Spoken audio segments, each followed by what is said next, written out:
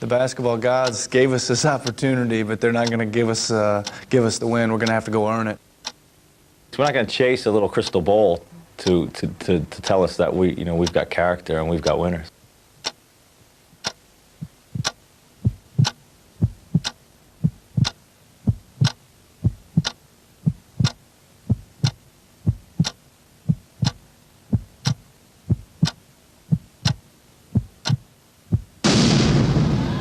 This is the first time in history that the Budweiser League is decided by the final game of the season between the two sides trying to win it. At the MEN Arena in Manchester, it's the Giants against the Sheffield Sharks. Hello and welcome to the ultimate game of the 1998-99 season. The Manchester Giants enthusiastically welcomed their visitors today, the Sheffield Sharks, as only a week ago the title looked to be firmly in the grip of Sheffield. But the Sharks slipped up on Chester on Sunday to put both teams on the same record going into the final game. Head-to-head means nothing, as today's winner is a winner-take-all contest. This beautiful trophy is what it's all about, and you can be assured that both teams will be playing their hearts out to secure it. With me today is the coach of the past two league winners, the Greater London Lepers. We welcome Billy Mims. Billy, I know when you look at this trophy, you're going to have to give it away today. You feel like crying. I bought an extra handkerchief. You need it? Absolutely. My owner, Ed Simons, is down courtside as well. Oh, he's crying too, and huh? He said definitely when this game's over, there'll be a tear in his eye. Okay, all right. So the intensity is building, and stuck in the middle of it all at courtside is Suzanne Dando. It's a big hello to you. Thanks, Kev. I love being stuck in the middle of this, and I can't begin to describe the atmosphere here courtside. Well, I could, but it'd take far too long, but it is electric, and everybody is up for this one tonight. And you know, when Sheffield won their first 10 games of the season, everybody was flicking through that fixtures list to see when they would come up against the all-powerful Manchester Giants. Well, it's right here and now, at the very end of the season, one last time, and oh boy, it's winner takes all. The Sharks' loss to Chester was hard for both the league's top two sides. Hard for Sheffield to take and hard for Manchester to believe. I looked at the teletext late on Sunday night and I just couldn't believe it. I was just staring at it. I was like, hold on, is that correct? No, Chester up ahead on Sheffield. We have to be mentally strong just because we gave the season up on Sunday. We had it wrapped up and we lost the game. And so to a repeat showdown of that epic double overtime game played a fortnight ago. Even though we've beaten them a lot, last time we played them, they still think that they were wronged, and they've cried about it since then. So this is what they wanted, and this is what they're getting. The last game we played against them, and it wasn't decided by Sheffield or us. It was decided by a call at the end of the game that really, a hard-fought game the way it was fought to be ended the way it ended. It just, we felt cheated. That game should go into another overtime, and I think they know that. Having played each other 5 times already this season, each coach is sure of both his own and his opponent's tactics. We run what we call motion-based stuff, and we feel that we just get beat up way too much doing that, so we'll have to run a lot more set plays coming into this game. I think we know what we got to do. If we're going to beat Sheffield, we got to play really well. We got to play really hard. We got to play intense. We got to play smart. We know that it's not going to be easy to beat them. It's going to be a 40 minutes of grueling work for us to do it. But it's the players on court who will decide the final outcome, and they've all got plenty to say. Everything's on the line, and that's what it's all about. There's no complaints. There's no excuses. It's one game. Whoever wins the best, and that's how it should be. The better team? No doubt Manchester's the better team. We had a couple of bad patches, so did Sheffield. But on tonight, we get to see who really is the better team. Pressure's going to be on them. The crowd's going to be behind them. We're going to have our crowd there to cheer us on, as always, and that'll be a comfort to us. But being at the games at their place, the pressure lies with them. They can play like there's no pressure on them, but they want to win a title just as bad as we do. I'm prepared to do anything to help this team win. If it comes down to the last shot again, I'll be more than willing and be calling for the ball. Hopefully it doesn't come down to that. Today's the last game of the season. Winner takes all. That's all that matters. And there's no question about it, being a winner takes all. During that piece there, they talked numerous times about who's the favorite team, who's the underdog. Is that a bunch of I think it is, Kevin, because today you got 2 games, 40 minutes of basketball, and you got 2 very good basketball teams. Anything can happen in 40 minutes. You have big games, big contests, big boxing matches, big football games, basketball games. You get the hype. Will this game live up to the hype? Well, you hope so. Like you and I are both American. You covered the Super Bowl this past year. Very rarely does a big game live up to all the hype. But I think this one's got all the makings of hype. It's got all the makings of success, and we ought to be in for a big-time afternoon of basketball today. Sheffield has beaten Manchester 3 out of the 5 times. Does that make them, would you say, a favorite coming into this game? Well, not really. 2 reasons why. One is it's at Manchester today, and even though Nick Nurse says they've played better at Sheffield than they have at home, it's still good to be playing this game in front of your 10,000 fans and not Sheffield's. Second reason is look at the amount of championship players on the Manchester Giants squad. John White, Makiba Perry, Ronnie Baker, Tony Holly. These guys have won championships. They've been there. Most of them have been there with me. But they know what it's about to win this, and they want to take it home again today, right here for the folks of Manchester. Okay, and speaking of that, let's look at some of the facts with the Manchester Giants that we picked up. Now here, you talked about the guys that have won championships and league titles, and they have won it with you. Tony Dorsey is the only guy for Manchester not to have won a league title. Will that be sitting in the back of his mind? Well, I think, Tony Dorsey's been a great player. He's won championships and he's been a player of the year. But to win the league is something he's yet to achieve. I'm sure today he wants to change that statistic. And look at this number here, 67 points between the 3, 27 for the rest of the team. Will they be able to come up with a victory today if the rest of the team just comes with that type of number? Hey, the rest of the team sometimes don't even have to score. We've seen the big 3 carry them solely. They average 67, but that big 3 is capable of getting over 100 between them. So they've always rotated around the big 3. The big 3 will have to be stopped today for the Sharks to have a chance. And Manchester led the league in rebounding. How big will rebounding be in today's contest? Well, Manchester likes to run and they like to score points. If you don't rebound, you can't run. And as we look at the Sheffield Sharks, the facts on them, they have there, with Sheffield, they've won 31 out of 33 games. Now, these are total games here. 10-6 out of their last 16 games. Have they lost the plot? I don't think so. I think it's a long season. And towards the end of the season, you slip up a few times because you're mentally and physically tired. But today, you bring all your juice to the game. You bring your mental focus, your physical preparation. They won't have lost the plot today. They'll be here to play. Terrell Myers, the only Sheffield player in the top 20 scores. Who do you see as being the guy that needs to stand up big for them today? Well, outside of Terrell Myers, they've been carried, I think, by their backcourt. Travis Conlon's had a tremendous rookie season in the Budweiser League. If Conlon plays well today and scores 20-plus points, I think the Sharks will have a chance to win this game. Sheffield averaging 93 a game, giving up, or 77, 79, a plus 14 ratio. You look on the other side, Manchester, league's leading scoring team, 94 points plus 11 ratio. Is that what separates the teams? Sometimes that's a statistic that you can make it say whatever you want it to say. But the Giants, they don't care how many points their opponents score. They're kind of like the old Leopards. They look to outscore their opponents. They don't concern themselves every time down with defense, but get a stop and outscore our opponent and we'll win. Who do you have and by how many? I got to go with the Giants because they got so many of my ex-players on there. My heart is with those guys. I take the Giants by 3 in a great game. Okay, so will Manchester's John White win his 3rd consecutive league title, or will Sheffield's Chris Finch become the first man in basketball league history to win the title as both player and coach? You gotta love it. At courtside, Billy Mims joins Daniel Routledge for the action. Thank you very much, Kevin. It does promise to be a tremendous game. Let's get into the team list, starting with the Manchester Giants. And last week, Nick Nurse said if there was a basketball god up there, he'd give us one more shot. Well, it probably took Dr. James Naismith, the founder of the game himself, but he got his wish, Nick Nurse, and here it is tonight. Looking to the starting 5s, and all season long the talk has been of Manchester's big 3, Dorsey, White and Holly. But if they're to win it all tonight, they'll need a big performance from the little 2, so to speak, Ronnie Baker and Makiba Perry.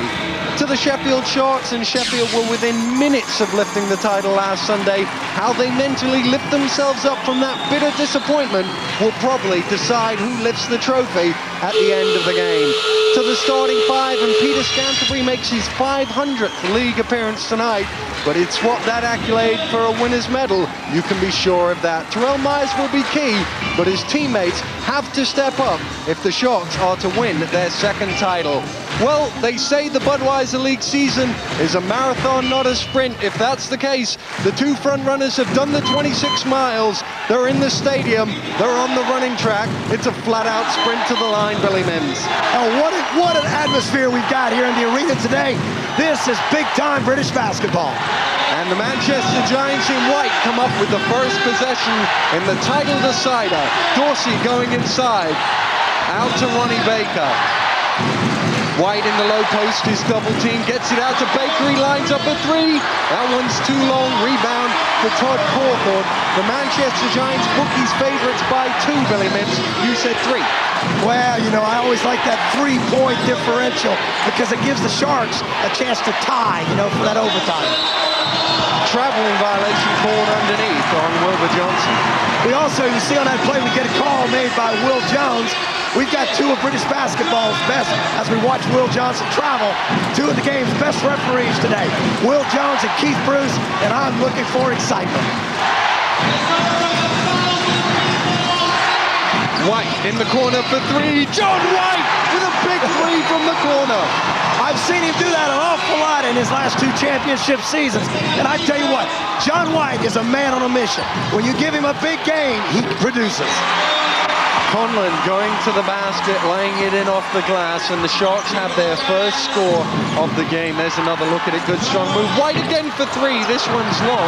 And of course, John White looking for his 3rd straight Budweiser League title. Well, you know, he takes a lot of pride in his ability to play this game. And if he does it today, he'll be the only guy that's ever won the league championship in every year he's played in the Budweiser League. So if he wins today, John White's going to say, hey, hire me, pay me what I ask, and the championship will follow John White. I'm sure there'll be plenty of people willing to do that in the summer as well. Manchester, of course, will be top of the list there. Here comes Ronnie Baker, then over to John White. Makiba Perry. Perry backing in. Perry with the shot, it's short. Going after his own boards, but Cawthorn comes up with it, runs into Dorsey, and then hands over to Johnson. Good no call by the officials on that play. Johnson loses the handle. It's looking a little bit nervous out there, Billy. Is that what you would expect with so much at stake here tonight? Well, I think these players have been looking forward to this game ever since Chester beat the Sharks the other night. I think what happens is it's a big game. You know what's at stake. You just want to play the game and get on with it. So it'll take them a few minutes, but they'll both give us what we came for, a show. Johnson gives Sheffield the first lead of the game for them. Holly driving through the middle is short. Perry trying to fight for the rebound. Somehow it came in to the hands of Travis Conlon. So far, the Sharks done an excellent job on the defensive glass. Scants for 3 is short. Rebound, John White.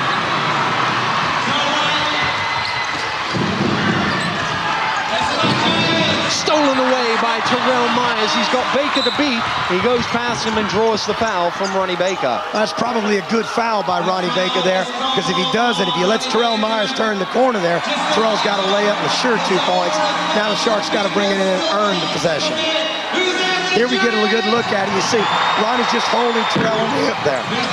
Myers with a quick shot. Chris Finch was saying they were looking for 1 pass, 1 shot. We'll keep an eye on that. Well, I don't know how much we'll see out of that. I think that's a little bit of hype on Chris's part as well. I think the Sharks will do what they've done all season, play solid team basketball, but you can bet you the man with the ball right there in our picture, Terrell Myers, will take more shots today than anybody else on the floor, except maybe the man guarding. John White being the man guarding him. Myers with the dish to Conlon. Conlon under pressure from Perry. Draws the foul, number 1 on Makiba Perry. Today is a big game, and big players show up for big games. John White, Terrell Myers, 2 of the top candidates for the British Basketball Player of the Year as we watch the play on the baseline there. Foul on Makiba Perry there. Not so sure. That was a close, tough call there. You know, it's about who creates contact. Perry was protecting the basket. Conlon took it to the basket through Perry, but Conlon's going to get 2 free throws. Travis Conlon struggled from the line of play, missed 3 of 4 in the dying seconds at Chester last week. And you know, of all the players on the floor, you got to remember, Travis Conlon's a rookie from the University of Michigan. We've got about 10,000 people in the house today, but he probably more than anybody on floor is used to playing in front of big crowds. Misses the second, Scamps tips it back to him. Cawthorn on the trail, couldn't get the roll, fighting for the rebound, but Holly was too strong. Cawthorn missed an easy bunny of a layup. Baker for 3, Ronnie Baker all twine. The Giants are back in front. The little big man, he's picking up where he left off. This is Ronnie's 3. He was the MVP of the Uniball Trophy Final, and he looked like an MVP on that three-pointer. He hit 5 3-pointers on that night, equaled the record in the trophy final. That's his first of the evening. Great pass, and the slam dunk from Pete Scantlebury. Nice baseline pick there by the Sharks. The Giants double teamed it and left Johnson open. You can't leave Will open there. He'll dunk every one of those he gets. Holly spinning baseline, the foul there on Todd Cawthorn. Sort of they're being consistent. That looked like to be about the same kind of call that they just called him McKeever Perry. So they're going to protect the guys going to the basket. Holly to the fall away, tough shot, didn't get the roll. Knocked loose by Conlon, he comes up with the ball. Conlon skip pass to Myers, fakes at the 3, drives through, and then decides to reset things for the Sharks. Scantlebury for 3, it's long. Perry had it knocked away. Holly with the quick outlet, broken up by Peter Scantlebury. The most experienced British basketball player on the floor today has made, I think today is his 500th appearance in the Budweiser League. So again, his experience, something the Sharks brought in mid-season when he transferred from Newcastle, and I think it has been something they wanted to have a day like this to prove it will help. Dorsey to his trademark fall away, count it. The Giants are loaded with offensive firepower. White, Dorsey on the turnaround here, former players of the year, Holly, Baker, offensive firepower in every position. Good spot by the referee, foul called on Tony Holly, just gave a little bump to the man running through the middle. Holly had a word or two with Travis Conlon, but a referee on the baseline saw that, Keith Bruce, and made the call.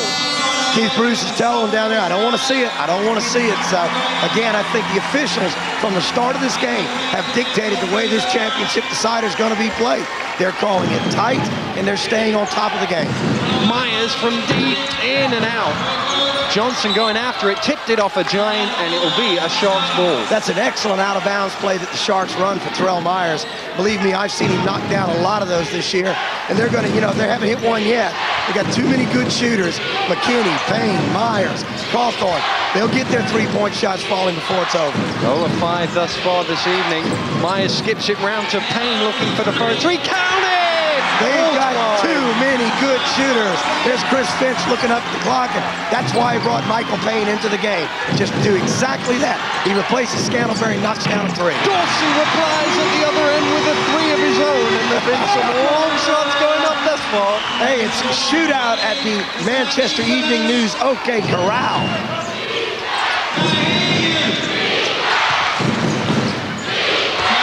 Cawthorn spins, kicks to Johnson. Johnson short on his shot, and McKeever Perry Cook is there to get it. If you're the Giants, that's the shot you want Will Johnson to take. Don't give him dunks and layups, but jumpers are okay. Dorsey lobs into McKeever Perry. Cawthorn caught reaching round, and the referee whistles in for the foul.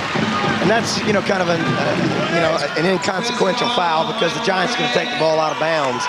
So, it's kind of a wasted foul. All it does is put the Giants one step closer to the bonus. It was Mike Payne, in fact, who got the foul whistled on him. He was on the other side. McKeever Perry way too strong on the layup. Mike Payne with the rebound. Conlon on his own with 5 Giants in front of him, backs out. Fires up for 3. Short on that one, Travis Conlon. Holly with the rebound. Baker has White ahead of him, finds White. White goes strong and is fouled by Wilbur Johnson. That's a good play by John White there because, again, you'd like to get Will Johnson in foul trouble. That's his first personal foul 6 minutes into the game here. But if you take it hard to the basket, you're going to get fouled. And the Manchester Giants this year, not only are they tied at the top with the Sheffield Sharks, but these are the 2 basketball teams that have shot more free throws this season in British basketball. They know how to attack the basket, they know how to get fouled, and they know how to make free throws. John White I believe he's shooting on the season from the foul line. Just over 90% for the season. Talking about team attempts. And White misses one. A very rare miss from John White. Talking about team attempts, the Manchester Giants are the only team in British basketball to have shot over 1,000 free throws in the season. Great pass to Myers, stumbling through the middle, and he has to come all the way out. Myers with a little shake and bake, pulls up, off the back of the ring. Cawthorn fighting for it with White. It touched White last, and will be a Sharks ball. John, a little emotional there. You see the look on John's face that says, no way that wasn't out on me. And I say, John is focused. You can see it in his face. Watch him in his play. John's going to give us a great game today, I think. Neither team shooting particularly well so far this evening, 36, 31%, but there is an awful lot on the game. And that's, great tip from Travis Conlon to tie it at 12. You don't usually expect your point guards to get offensive rebounds and stickbacks, but you see Myers missed a shot, Conlon going to the basket. Now, that was good on that play, but if that happens too much, White misses the three. The Sharks will be a little bit vulnerable for the Manchester break. When Myers shoots the shot and Conlon goes for the rebound, none of those big guys are going to get back to the other end to stop the Giants. Conlon going after the boards at both ends of the floor. Dorsey spins on Michael Payne, forced to throw it out. Perry round to Dorsey, sells the fake. Dorsey under pressure. Long on his shot, rebound McKeever Perry. Stolen away by Myers. He couldn't quite keep it in bounds, though. Interesting on that possession, we saw the Sharks change defenses for the first time in the game. On that out-of-bounds play, now they're going to do it again. They're going 2-3 zone, or 3-2 possibly with Conlon at top. Either 2-3 or 3-2, but definitely looking at a zone on the inbounds play. It's lobbed into John White. Holly going underneath. Holly under pressure, a little strong on it, trying to fight for the offensive rebound, gets it and puts it back in. And that's the big problem with the Sheffield zone. We saw the first time they ran it, McKeever Perry got the offensive rebound. The second time they ran the zone, Tony Ollie got the offensive rebound. They got to box out if they're going to run that zone. Myers going baseline. Myers throws it away. It came off somebody's foot, said the referee.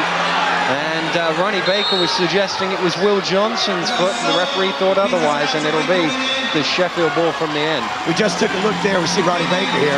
We just took a look at Nick Nurse. Here's a play. Let's see what happened there. Oh, Ronnie Baker was right. It definitely went off Will Johnson. Break for the Sharks here as they get the ball back. Terrell Myers getting a rest now on the bench for the Sharks along with Will Johnson. Mike Payne backs out for three. That one's short. He was under a lot of pressure from White. Here comes White on the break. White going up for the layup. Rebound Conlon. Away comes Scantlebury. He has Payne ahead of him, and the rest of his teammates catching up now. McKinney to Payne, given some space, changes his mind and drives along the baseline. McKinney wide open for three, short on that one. Holly loses it from behind his back. Sharks ball. Nick Nurse is a bit irate on the sideline. I think Nick is saying every time the ball goes out on the baseline, on our end of the floor, it goes back to the Sharks. So Nick's a bit hot on the sideline talking to Keith Bruce right now. 1 of 10 from behind the three-point line, the Sheffield Sharks. They are the best three-point shooting team in the league, so they haven't got it to go so far tonight. Well, this is the largest arena in British basketball, and if you're not used to shooting in this big house, sometimes the long-range shots are a bit difficult. Mike Payne makes that 1 of 11. Cawthorn did a good job. Oh, great pass from Conlon to Scantlebury for two. One of the best playmakers in the game, called Travis Conlon, has eyes in the back of his head. Look at this pass. No look, under his arm, behind his back, feed to Scantlebury for the score. Beautiful pass by Travis Conlon. Some kicks around to Baker. Baker penetrating. Stopped at the foul line. White for three. Rebound again for Travis Conlon. From the start of this game, you think these teams do nothing but shoot three-pointers. Scants in the corner. Cawthorn again got a tip, but this time it only went to Baker. Baker trying to drive past Travis Conlon and picks up the foul. Big foul there again. That's the first personal on Conlon, but they're starting to spread them around the Sharks a bit. And the Sharks, I don't believe, have the depth to lose a couple of these guys and win. Now, the last time they played at 9X, they did lose a couple of these guys, and they did hang on and win, but only by the skin of their teeth. And if the Giants had a little bit better start in that game, they probably would have won it down the finish. Today, the Giants have certainly had a good enough start. Wilbur Johnson checks back into the game, as does Terrell Myers. The other way, Jason Swain gets his first taste of the action. A former Sheffield Shark, won the league with them. And Makiba Perry also coming back. Good hands from Scants to knock it loose. Myers going after it. McKinney tips it to him. Myers pulls up for three. Gets the roll and it goes. The referee signals three. I think he's standing on the line. I'd like to have a Sky Sports replay on that. That was right in front of you and I, Daniel, and I surely thought he was towing that line and maybe a bit across the line. Here's a good replay. Ooh, good call by Keith Bruce, bad call by Billy Mills. Just had his toes behind it. St. Kitts to reply for three. Yes! St. Kitts. And we're tied at 17. The best way to defend the three-pointer is make one yourself. McKinney going baseline, ran out of court as he tried to go past his coach mate Jason Swain, and Manchester will have it from the end. But first of all, they're going to check John White back into the game for Makiba Perry. Sheffield have come out very aggressive, and the tempo right now, I think, favors the Manchester Giants. The Giants really like this up and down the floor tempo, quick shots, not the Sharks. White under pressure for three, air ball. Conlon throws it long to Myers. Great pass. Myers all the way blocked by White. Rebound Scantlebury gets two goes at it, and it's a Manchester ball. You see a lot of fire there from Ronnie Baker. As you saw that, he jumped up about 6 feet in the air on that, saying, it's our basketball, let's go get it done. Ronnie Baker will be the floor leader today that the Giants so desperately need to win this title at home. John White has a glance up at the clock. He sees there are 10 seconds left here in the first period. It's tied at 17. Baker penetrating, broken up by Myers. Myers to Conlon, stolen by White. But he can't get the shot off in time. It wouldn't have counted. There's been nothing between them all season. There's nothing between them in the title decider here. At the end of the first quarter at the MEN, it's the Manchester Giants 17, the Sheffield Sharks 17. We'll be right back.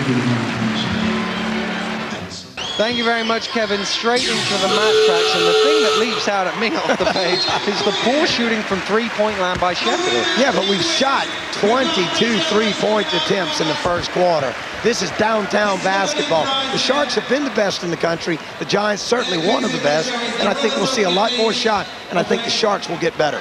Now, if we flip over onto the next page here and take a look at the rebounding here, Sheffield with 8 offensive rebounds, but when you miss that many threes, you're going to get offensive rebounds. That's correct, but again, I think the Sharks have done the job on the offensive glass, where the Giants seem to have been standing a watch. We're ready to go then with the second quarter. Holly and Johnson up and underway. The tip goes to Terrell Myers. Had Scantlebury there, but for some reason didn't opt to pass to him. Conlon for three short. Cawthorn off a great tip from Pete Scantlebury to keep it alive. Terrell Myers on that tip, I thought, lost an opportunity for an easy score. He did have Scantlebury. He thought White was defending where he couldn't get the pass there, but all he needed to do was ball fake and try to take John White, maybe draw a foul or get the layup. So I thought Terrell should have gone to the basket, gave up an easy opportunity for a score or a foul on the Giants. It's Cawthorn going to the line, though. Cawthorn has been the blue-collar worker of this franchise for the last 5 years, hasn't he? And once again, you see, he's standing out there on the line with a chance to bring a title to Sheffield. Really been sort of a backbone of this franchise. 6 Sheffield players on the score sheet already tonight. The 5 starters and Michael Payne.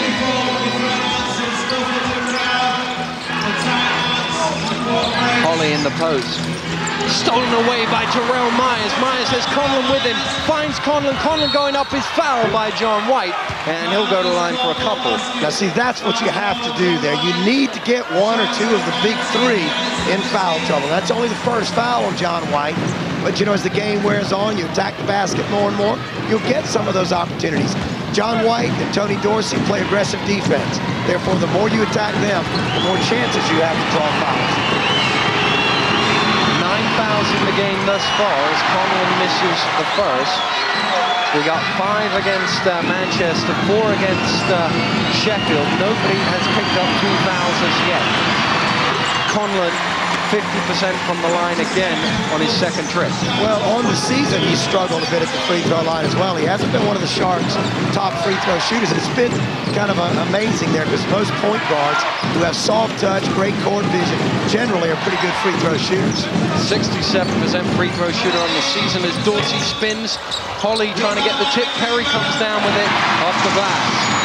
Now there's an offensive rebound and a stick back. Traveling violation is called against Travis Conlon, and the Giants will get it back. A bit of a quick whistle there, but at the end of the day, let's see it. We'll take a look at it. I don't know. I think he caught it, and got himself in position. I'm not quite sure. But then again, it's payback because Will Johnson did not run out of bounds there. White for 3. The tip from Holly gets to Dorsey. Dorsey had it knocked away. Myers with it. Myers with the sweet-looking move. The long jump shot has a think, doesn't go. Conlon again with an offensive rebound. Myers traveled. Double dribbling call. Good call there by Keith Bruce on that play there. John White made the play. Defensively, he got out. Myers was spotting up for the 3. John got up in the air in his face, forced Myers to have to rethink the shot into a turnover. Was going for the shot. Once he left the ground, you got to shoot it. You can't dribble it, which is what he was trying to do. Dorsey with Swain coming along the baseline, gets it inside to Holly. Holly banging away against Johnson. Scantlebury with the block from behind. And Conlon just going to slow it down under direction from his coach, Chris Finch. Just said, slow things down, guys. Well, we talked about pace in the first quarter being the Giants. Myers to Conlon. Cawthorn for 3. And I believe that was a little bit more than one pass and a shot, which we heard Coach Finch talking about during the week. This is Sheffield basketball. Conlon penetrates, kicks to Myers. Myers draws the D, kicks cross court to Cawthorn. 3-point field goal. Great passing by the Sheffield Sharks. The biggest lead of the night so far, 4 points for Sheffield as Holly goes through the middle. He draws the foul. Now, when we were at the Uniball Trophy final, Billy, you were telling me about this lucky suit that Nick Nurse had on. And he seams to have it on again here tonight. Hey, I tell you, all Nick's got to do to win championships is keep that suit clean. Every time he puts it on. He won the championship at Wembley for the Birmingham Bullets, and Harry Rubleski, his owner at the time, wearing that suit. He won the Uniball Trophy Championship wearing that suit, and now he's about to possibly claim the Budweiser League crown, and he's brought back out his favorite suit. Holly makes the first free throw. And I have to say this for our viewers out there, I know Nick quite well, and he does own more than one suit as well. Just had to clear that one up in the village. Holly misses his second. Cawthorn rips it down. And again, a patient, slow start to the offense here by the Sharks. A little bit more of the Sharks' tempo here. Set up their offense, get it to Myers, and attack the basket. Exactly what Myers did. He couldn't get the roll, though, and White will run it back. Has Perry with him. Still John White. John White pushes off. Travis Conlon looking for the foul and getting it. That's a good call there, I think. John White doesn't like the call, but then again, John's one of these players in the Budweiser League who's never committed a foul. There are a few players around this league that foul people and don't ever believe. John played 2 years for me, and I never saw a foul call that he believed he committed. So, again, he's still having a conversation with Keith Bruce, but I thought Travis Conlon that time got in John's way, did a great job giving up his body and taking the charge. And did a great job of convincing the referee as well. He did give the referee some help with that little fall back there. It's called the Academy of Basketball. Wendell up top. Time ticking down now on the Sharks offense. Great pass from Conlon to Myers. He's blocked though by Perry. White stumbling to the ground and gets it away before committing the travel. Couple of things there. I thought Myers might have been fouled. White might have got away with a travel. So either way, the Giants coming out very lucky on that possession. White driving through the middle, running into Wendell. Ball loose on the floor. He's picked up by Perry. There's a foul before the shot. The basket won't count. It's on Richard Wendell. And I have to say, this is a good defensive play by the Sharks here and a big break for them. I thought on the drive, John White might have got fouled, who's one of their best, one of the league's best free throw shooters. Watch John White here. on it. Could have been a foul there on Wendell stepping into White, but instead we get Wendell fouling Makeba Perry, who's just missed, and he's probably the Giants' worst free throw shooter. So big defensive play there by Wendell, not fouling White, fouling Perry. He is indeed the worst free throw shooter on the Manchester Giants, shooting 50% from the line, drawing a blank on both of those, though. Well, you see, that's as good as a turnover. When you get 2 free shots and miss them both, you might as well have thrown the ball out of bounds and given it to the Sharks.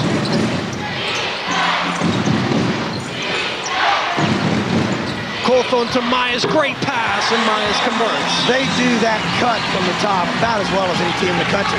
Myers made a backdoor cut similar to this to beat us in the National Cup final. 5 points now, the biggest lead of the game for the Sharks. We got a long way to go yet for 5 points to matter. Dorsey under pressure gets the roll and trims it back to 3. The quick outlet to Cawthorn. Cawthorn, Defoe hit him hard. Foul ball. Todd Cawthorn is very deceptive in his speed. You know, he's a big, bulky body of an inside-outside player. He looks more to be a post player than a perimeter player, but we've already seen him knock down a three-pointer, and now we've seen him outrun the Manchester Giants. So Todd's certainly a deceptive player. Big-time play by Todd here. And I said at the beginning of the game with Kevin Cadle that Travis Conlon has to step up and have a good game.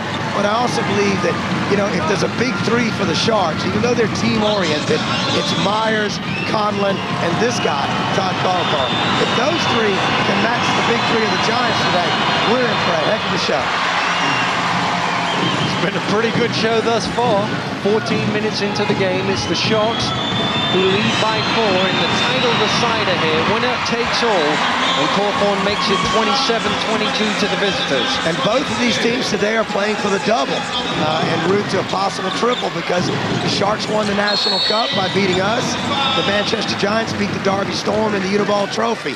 So whoever wins today will be on their 2nd title of the year, 2nd piece of silverware in the British game, and headed towards Wembley. People come from up and down the country to see this one. Billy Singleton of the Leicester Riders in the house tonight, and I've seen plenty of other people about that have come for this big game. And I want you to know, Bill's got 2 seats there. There's no 1 seat in 9X Arena big enough for Big Bill Singleton. You hope he doesn't watch that back later. He lost a lot of weight this season, to be fair to Billy. He's lost a lot of weight this season. But Billy had a lot of weight to lose. Now, Big Bill's a good friend of mine. He's a big fishing buddy from South Carolina. Dorsey makes it a 4-point game, and Myers puts to run it back. If we look at the free throw shooting, Billy, 38% for the Manchester Giants. Now, well, the thing is, it's all about putting the right guys on the free throw line. So far, the Sharks have fouled the right Giants. McKinney round the baseline, nowhere to go. Oh, Wendell came up with the loose ball. Scamps going inside, is fouled by Baker, I think on the floor, but we'll wait and see. Here's another look at he's going to give him 2 shots on the play.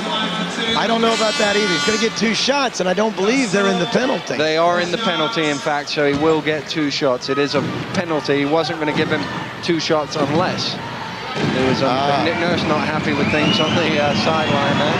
I see the scoreboard here at Manchester Evening News Arena, a bit misleading.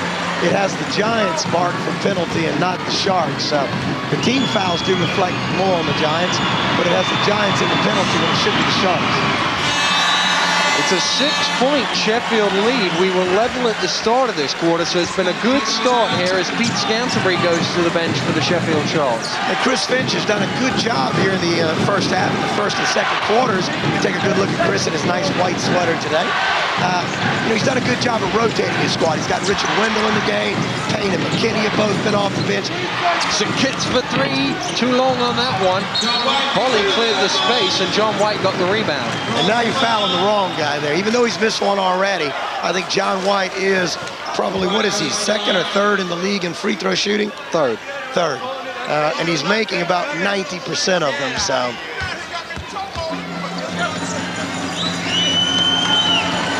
Some kicks there with the long shot, rebounded by White, and he got fouled, and that sent him to the line. You say he's missed 1, he'll probably only miss 1 all game. Yeah, he doesn't miss many free throws, and like I said, he's a big game player, and he's up for big games and big situations. John White with 6 points. very quiet start for John White. You know, you'll see him heat up, and he's kind of a bit like, I'll say this. Conlon driving to the hole. What a great move by Travis Conlon. And you were about to say, Billy? Well, we've got a timeout coming here, so I think we'll probably go down courtside. 4:57 to go. The Giants trail by 6. It's a timeout to Nick Nurse. Let's take a listen. Look out them boards. Give me the board.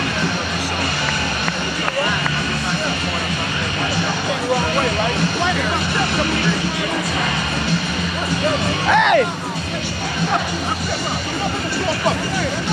Hey! Sit down, Holly. He comes off this thing. Who's coming? Is this guy coming up? Who's going? They're playing. They're just running. Is he coming up or what? Hey, give a little help. Get off the ball. Get off the ball and rotate.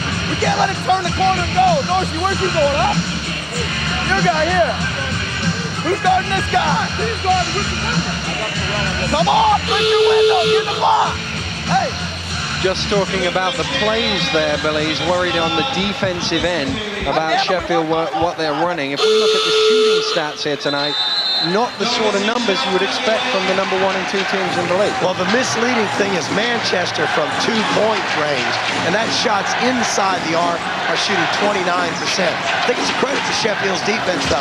Sheffield do a better job of anybody in this country of stripping the basketball when you go into the paint, and we've seen them strip the ball an awful lot from the Giants already in the first half of this game. St. Kitts had it not loose. Holly comes up with it. Holly under pressure. Gets his own rebound. It comes all the way out to the foul line. Dorsey inside, strong for 2. Tony Dorsey, too strong down on the block for, you know, the Sheffield guards to contain him. Myers all twine for 3, and the Sharks lead by 7. Well, Terrell said after the National Cup final, which he didn't shoot the ball particularly well on that day and was the MVP, but he knows he's going to get a lot of shots because he's got a green light from Coach Finch. St. Kitts to reply, yes!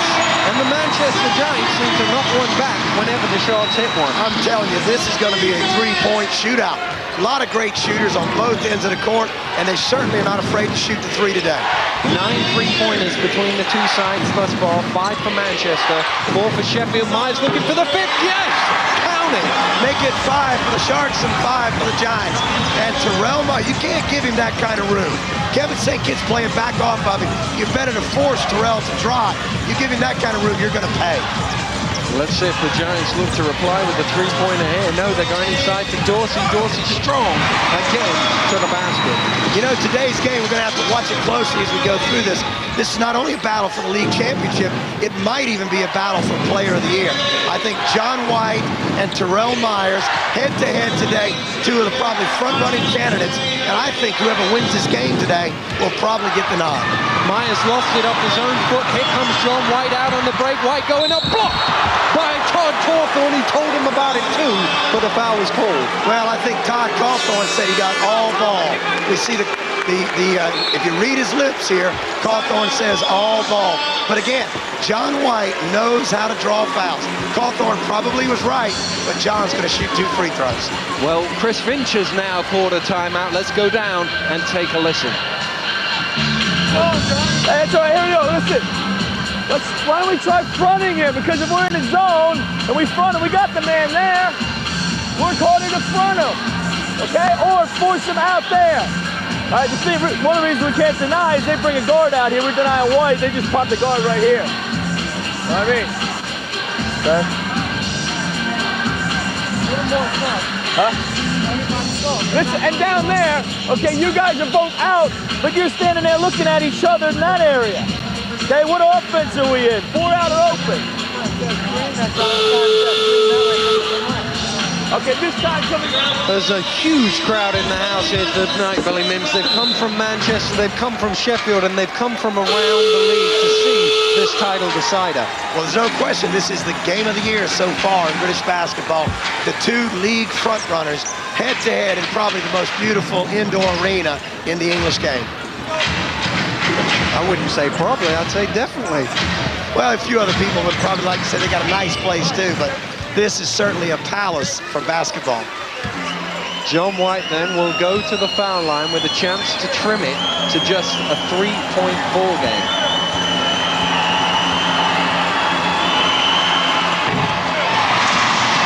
this still. Very calm, very focused. John White at his best. While he shoots his second free throw, he's also saying John White is showing tremendous focus to be playing this game today. His wife, back in Atlanta, Georgia, is just about to give birth to their first child.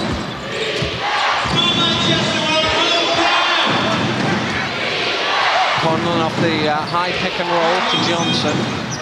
All sorts of pressure from Tony Holley. And it's a very aggressive defense the Giants are in right here. Conlon with a good step on Dorsey, knocked on some Kits, knocked loose. Went at him a second time, and this time some Kits had to foul him. Good offensive technical foul there. Kevin St. Kitts, too much emotion. I think what happened there was Conlon actually threw the ball at St. Kitts. Referees didn't see that, and St. Kitts threw it right back at Travis Conlon. Well, you know the old saying, you know, never retaliate, because the referees never see the first action.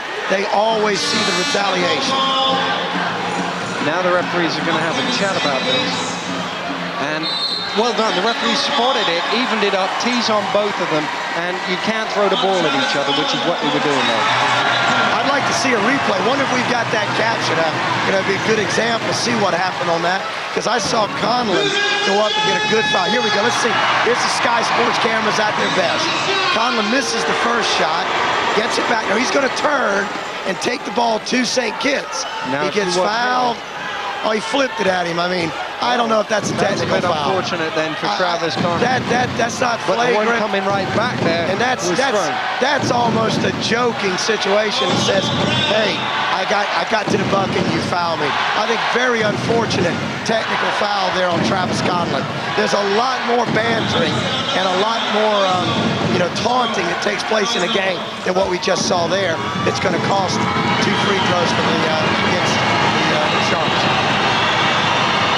Defense of the official as Travis Conlon goes to the line for that one. When I first saw it, I thought Conlon threw the ball at St. Kitts, and St. Kitts just threw it back as retaliation. But on that replay, it looked, as you said, like just a playful little flick as Conlon makes them both. He was so quick at teeing Kevin St. Kitts that I didn't think he saw anything that initiated it, because it was a very physical tee on St. Kitts. I thought Nick Nurse might have talked him into seeing the first pass. Dorsey off the feed from St. Kitts, in and out. Conlon again with the rebound. He's done a great job going after the glass so far tonight. He has, 7 rebounds.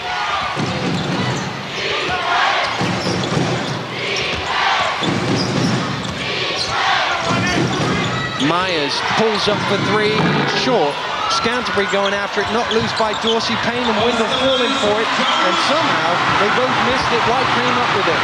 Baker is fouled by Terrell Myers. Big foul there again. There's a foul on Terrell Myers.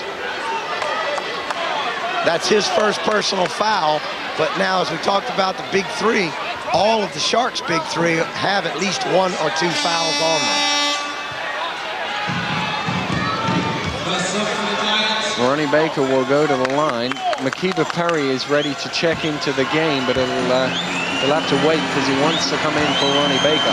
Speaking about foul trouble, though, the Manchester Giants, John White is on 2 fouls. We've got several of the Giants players. As I take a look up, Tony Holly's on 1. Ronnie Baker's already on 2 personal fouls. So the Giants are a little bit of foul trouble early in the game themselves as well. Baker makes the second, so that'll get him a trip to the bench. And there's the big fans in the house of Ronnie Baker as Makiba Perry checks in. It's hard to be a basketball player, a basketball fan, living in England and not be a fan of Ronnie Baker.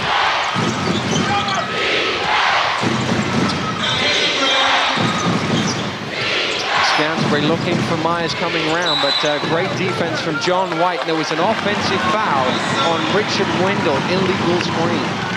And what has happened there is John White has taken the personal challenge to guard Terrell Myers. I don't know if we'll see it in the play here. No, you can't see it.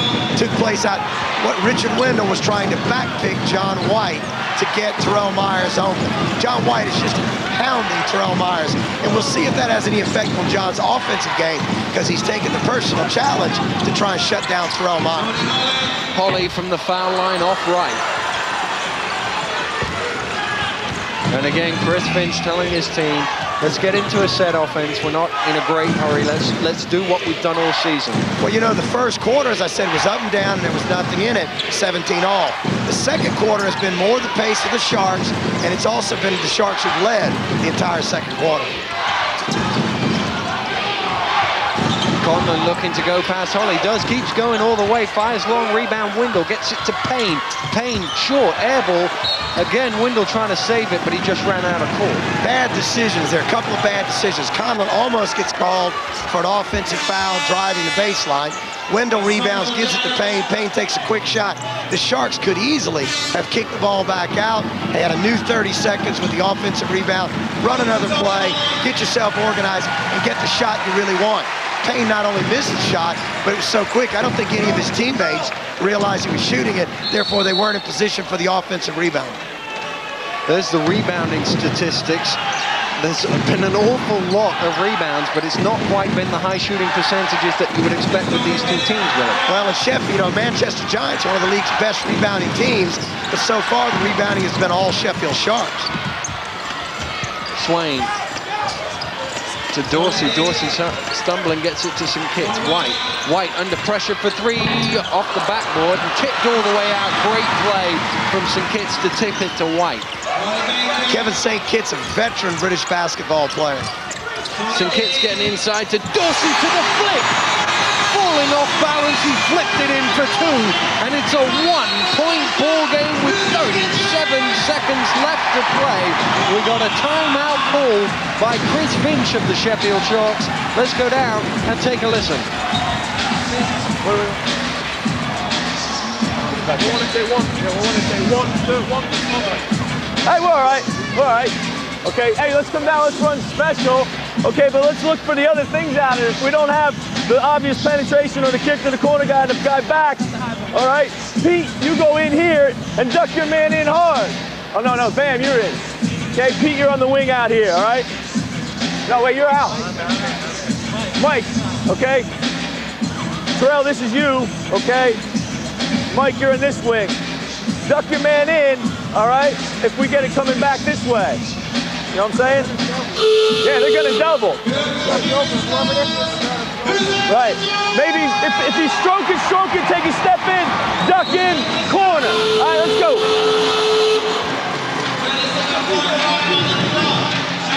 Well, the Sheffield Sharks have led by as many as 7 in this period. They've led all the way through, but that last score has made it a 1-point second quarter. It was level in the first, so it's a 1-point ball game, Billy Mims. Well, I think to beat the Manchester Giants on this floor, you've got to do two things. One, you've got to cut down on their three-point accuracy because they got guys that make a lot of them, especially John White. And secondly, keep off the free throw line. I think the Giants have gotten back in it in the second quarter at the free throw line and hitting some big threes. 7.5-second differential between shot and game clock. Sheffield are going to tick down as much as they can of the shot clock in the bottom right-hand corner there. Payne, now they've got to shoot it, and it's knocked loose by St. Kitts. Shot clock is holding on to. Nick Nurse asked for a timeout. Now he's waving it. Please, I don't want the timeout. But did he wave it off in time? He must have waved it in time. 2 seconds to shoot. Lobbed into Windle to the hook. His long rebound, Tony Holly. And the Giants have got 5 seconds to get a shot off. Dorsey doesn't see it. Now he's off and running. Dorsey on the buzzer from deep. Ooh, not quite.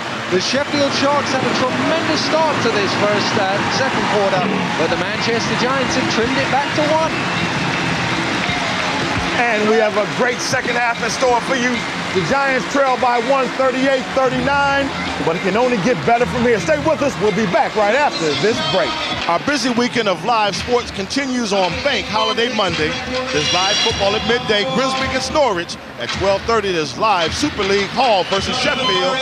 And at 2 o'clock, there's live snooker, day 1 of the British Open. Our live coverage of the 4th test between the West Indies and Australia continues at 3. And at 7, there's live Premiership football from St. James Park as Newcastle take on Tottenham. Let's get back to our commentators. It's Billy Mims and Daniel Routledge. Thank you very much. Now, the top of the game, Billy, you said Manchester by 3. There's a point in it in favor of Sheffield. Are you sticking with Manchester by 3? Hey, basketball games are 40 minutes long, and when the Sharks and Giants get together, sometimes they tend to be a bit longer. So I think we've got a lot of basketball left, and I'll still stick with the home side and the experience they have at winning championships. In regulation, or yeah, because we're going to try to keep the Sky Sports time schedule today, so both coaches have been instructed no overtime. We will wait and see. As the Sharks get the first offense here of the second half, they lead by 1. Time ticking down on the offense for them. And notice how Terrell Myers puts it on the floor, gets under control, and gets the roll. You see, he got John White leading there. Terrell can shake people. He goes at people with a lot of quickness, gets you leaning to stop the drive. He floats back and makes the jump shot. Dorsey fakes the 3, steps in, finds White penetrating through the middle. White to the finger roll, and a great pass and finish from Dorsey to White. John White goes to the basket and has such a soft shot and such great body control. He finishes most of those. Is this going to just be a one-on-one battle at the end, White against Myers? Well, we said they're 2 Player of the Year candidates here, and I think they not only want to be Player of the Year, but they want to see their teams get to the promised land in the Budweiser League. Johnson going up, yes, with a one-handed slam underneath. Great baseline move there by Will Johnson, and that's the only place that you really got to make sure Will can't hurt you. The baseline, the dunks, the offensive rebounds. Foul called there on Pete Scantlebury. Grabbing hold of Makiba Perry as the pass came in. Here's another look at it. Going to make a quick substitute. Scants is holding his side. As Scants goes off the court, I'm wondering, is he okay? If they substitute for him in less than 2 minutes, minute and a half, and he was holding his left ribs as he went off the court. See him there pulling the shirt up, and they're going to put some ice on it. I think Scantlebury might be having a little bit of a problem there with his left rib cage, lower left ribs. You wonder whether he picked up the foul just to get himself out of the game, because he was suffering there as Dorsey goes to the hole. And it's still back to a 1-point ball game. And of the Manchester Giants so far, Tony Holly's been a bit quiet. John hasn't been his usual self yet, but Dorsey certainly has stepped up in the early going for the Giants. Myers wide open is Payne. Yes, Michael Payne for 3. The quick outlet by the Giants to the Dorsey, 1-on-5, and he has to slow it down. And that's why the passing of the Sharks is so essential to their success. When you got a lot of standstill, spot-up shooters, you have to move the basketball to get those guys open. They did a tremendous job. 4 people touched the ball before Payne knocked down that 3. Dorsey going baseline, but without the ball, bounced it off his own foot. Good job defensively that time, I thought, by the Sharks. A couple of guys trying to cut Tony off, and he didn't have a move to the basket and turned it over. 17 turnovers in the game here. Not 2 teams that turn the ball over too much, but when so much is on the line, you tend to find a few more errors checking into the game. As Myers goes to the hole, he's blocked. Myers trying to find Johnson. Holly said it didn't come off me, it came off Will Johnson, but the referee said otherwise. Nick Nurse is not happy with that call either. Let's have a look. Ooh, second time tonight that Will Johnson has knocked the ball out of bounds, and the Sharks have gotten it back. Roddy Baker saw the first one. I guess Nick Nurse saw this one. Nick Nurse very unhappy with that call there. As Cawthorn from deep.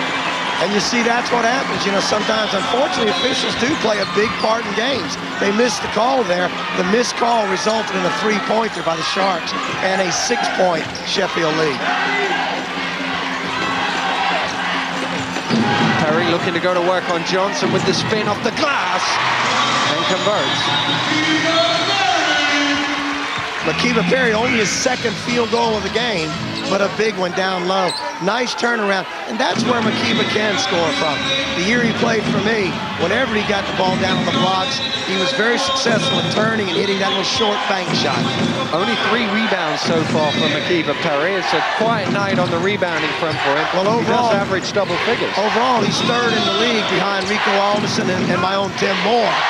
So certainly one of the premier rebounders in the game. Great block by Makiba Perry as Mike Payne went up for the slam. Dorsey's fouled by Terrell Myers. Speaking of Mac, Big Mac, as they like to call him, being one of the premier rebounders in the game, you also saw he's one of the league's best shot blockers there with a tremendous pin of the ball on the glass, and the Giants coming down looking for a score.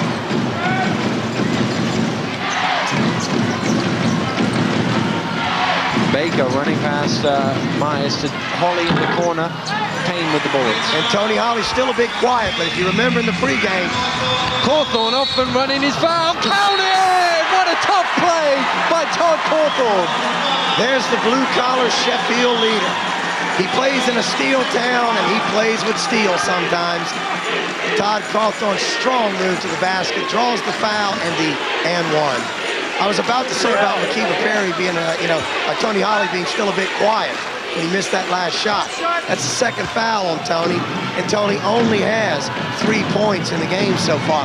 But Tony said in the pregame piece that if it comes down to the last shot, he'll want the ball. And Sky Sports cameras were here when the Giants beat the Leopards on a last-second Tony Holly shot. Shots fans are the happier at the minute. Their side leading by 7 here in the title decider with 16 minutes to go in regulation at least. Holly double team, skip pass round to Baker. Baker to White in the corner for 3. John White!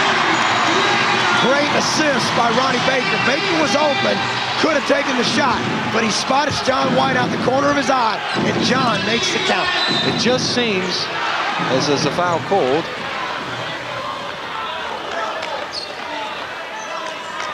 fouls on Dorsey. Second personal foul on Tony Dorsey. So again, now if you look at the 4 of the 5 Giants on the floor are on 2 personal fouls. So as this thing gets tight down the stretch, fouls could be a problem for the Giants. Right now they've got a few more guys, getting towards that second foul.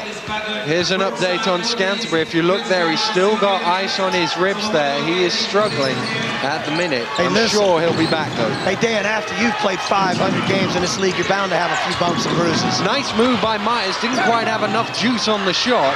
And White saves it as gets, and it was knocked away by Travis Conlon. I was just saying, Scance has played 500 games, and this is a rough league. I mean, you talk about basketball being a non-contact sport. Anybody who believes that is probably still watching too much netball. Plus, he's the highest capped player for England as well, 127, I believe it is. With those many performances, he's lucky to still have any ribs. Cawthorn lines up the 3. It's way off the mark. Johnson trying to save it, but he knew if he saved it, it'd probably break his ankles on the advertising. I believe Tony Dorsey got a piece of that shot as Cawthorn spotted up to release that 3-point attempt. Dorsey came flying out at him, and I think he got a pretty good piece of the shot there. Here's a chance to have a look there, Billy. If you look round. Johnson's going to kick it out. Let's see the kick. Here comes Dorsey. No, didn't. Oh, that's just an ugly shot. Dorsey at the other end. It's a pretty looking shot. And it's a 2-point game. I was trying to give Todd Cawthorn a little bit more credit than that ugly air ball, but unfortunately, the Sky camera proved me wrong. Myers off the side of the board, but Payne was there to pick it up. 2 really bad shots in a row by the Sharks. Hey, that's 2 of the ugliest shots we've seen tonight. They still are up 4 points because Mike Payne was in the right place at the right time. St. Kitts under pressure from Payne, gets it into the low post. Cutting through the middle is White, and he's fouled by either Conlon or Myers as he went through. It was on Travis Conlon. It's his 3rd personal foul. Fouls are starting to mount up on both teams now. That's 3 on Conlon. They're going to give Terrell Myers a blow here. A couple of fouls on Myers, Cawthorn and Johnson. 3 on Windle and Conlon. Dorsey under pressure has to give to Baker. Now it's Perry. Back out to Baker, fakes the 3, takes the 2, off the glass. Sweet play by Ronnie Baker. Beautiful move there. Head fake to get the defender up. Got the defender by him. Nice bank shot. Beautiful 2 points. At the other end, there's a foul called. An offensive foul, I believe it is, on Todd Cawthorn. That's his 3rd personal foul. He'll go to the bench now, and Richard Wendell will replace him.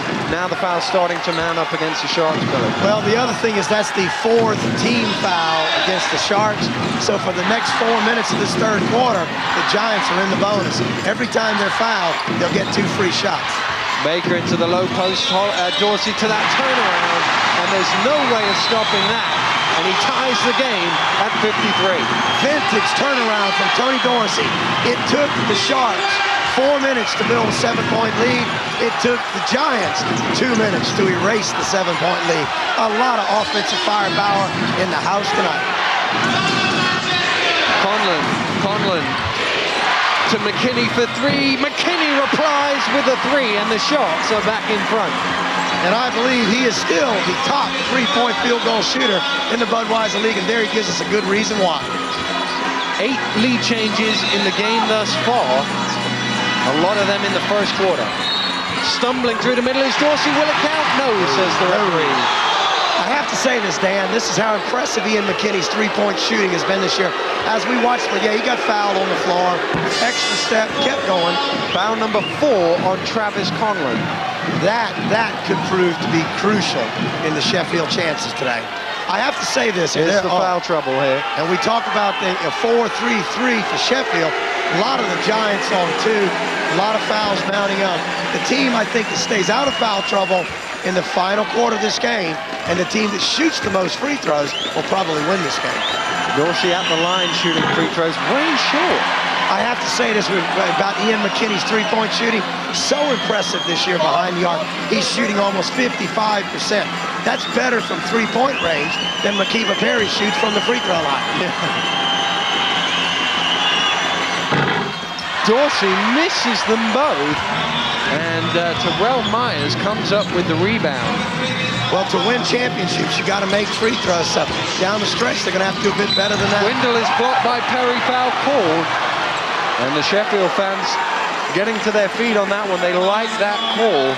Certainly the home fans didn't. Here's another look as Perry goes up for the block. I think he did get him a bit after the shot. You see, Perry got the ball, but he does a mistake that some big men do. Instead of just going up blocking a shot like the great Bill Russell used to do in the NBA, McKeevy swatted it. And as he swatted down with his right hand, he came across the arm of Richard Wendell, picking up the foul. Wendell then to the foul line.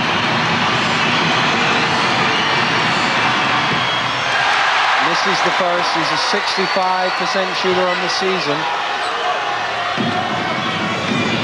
Travis Conlon there on the bench, sitting next to his coach, Chris Finch. We can't imagine that he'll be back until probably early in the fourth quarter, would you think, Billy? You see a former Sheffield guard who won the title in Chris Finch, and a newcomer to the throne, a point guard in Sheffield, who's trying to win a title. And yes, I can't see him coming back until they absolutely need him. I think the game will dictate when we see Travis Conlon again. You can sit him on the bench to a certain time in your mind, but the longer he sits there, the less chance you got to win it. Manchester's free throws, you say they win championships, they're struggling right here, where Sheffield 80% is a respectable shooting percentage. Well, I think it's going to be fourth quarter free throws that are going to make the difference tonight. Not the ones we've already missed. Let's see what happens in the fourth quarter. Sheffield last week really bad from the foul line, 42%, and that's why we're here with this title decider right now. White going up, blocked by Johnson. White again with the boards, clears himself some space and gets the lay-in. John White just doesn't quit, though. Good offensive rebound, just stays focused, stays with it, gets the big 2. There he is underneath, just clearing through. Myers coming round off the screen, but he was still double-teamed. Myers spinning through the middle, trying to get it to Johnson. White comes up with it. White throws it to St. Kitts. Away come the Giants with Baker. White wants it in the corner. He gets it. Pulls up for 3. Short. Perry chasing it. Could only tip it out of bounds. And John White right in front of us here, punching the ground. He was upset with himself. He didn't make that shot. John's too much of a veteran. He knows they had a 4-on-3 there, and that was not the best shot they could have got. He'd have been better off to attack the basket and try to draw another sharp foul. Instead, he makes a bad decision, misses the shot, but hey, a lot of time left to see John White still become a hero. Broken up by Makiba. Perry. Johnson was quicker than him to get back and retrieve it.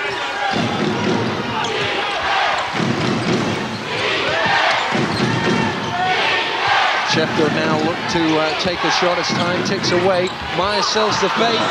Chris Finch livid on the sidelines. He wanted a call, he didn't get one. Baker running it back and is fouled by Ian McKinney.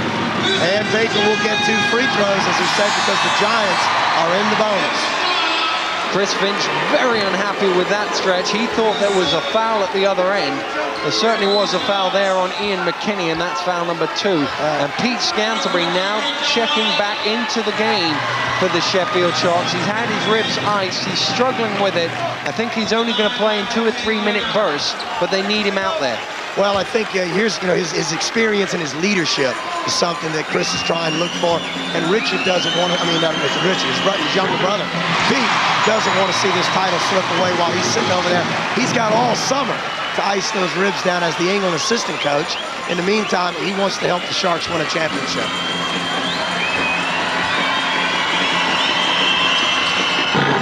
Ronnie Baker misses his second there. Scans getting the rebound. Broken up by Baker, but only as far as McKinney. It's a 1-point ball game.